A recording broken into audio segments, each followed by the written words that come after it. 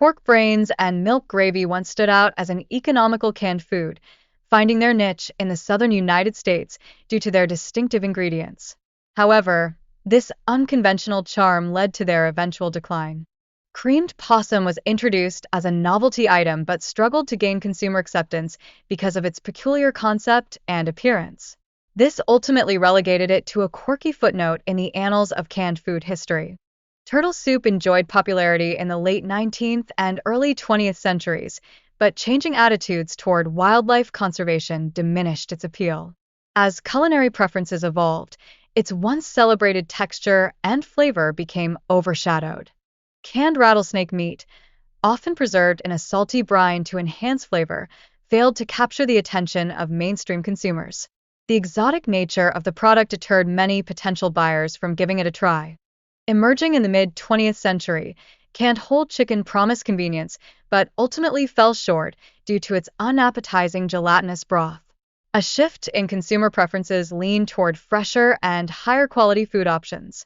Similarly, canned lamb tongue, another unusual offering of the era, encountered resistance as consumers were put off by its unconventional nature.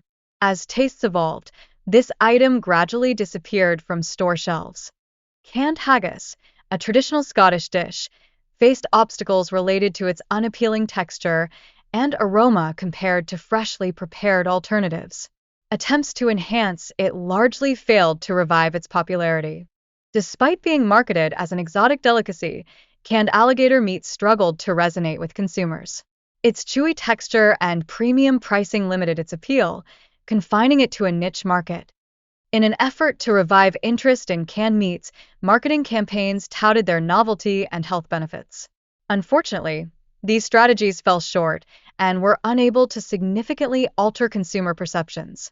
Corned beef hash offered a cheap and convenient option for busy families. However, its mushy texture and high salt content contributed to a decline in popularity as healthier meal alternatives gained traction. Canned armadillo meat was billed as an exotic delicacy, but encountered hurdles due to its gamey flavor and texture. By the 1970s, sales faced a significant decline as consumer preferences shifted. Canned fish balls presented a seafood option for busy households but struggled to gain traction because of their strong fishy odor and rubbery texture. By the 1980s, most brands phased them out.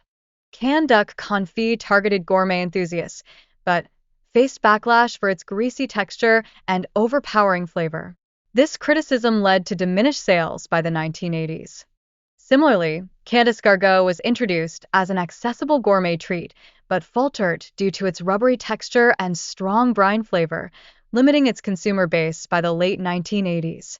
Canned tripe soup aimed to deliver a convenient meal option but struggled because of its chewy texture and strong aroma, which hindered its acceptance among consumers. In the 1950s, canned eel was introduced to attract adventurous eaters, providing an exotic culinary experience without the complexity of preparation. However, both canned eel and eel products faced challenges with strong flavors that deterred consumers. Improving their taste and packaging could have bolstered their sales during the 1970s. Emerging in the mid-20th century, canned quail eggs presented a unique snacking option.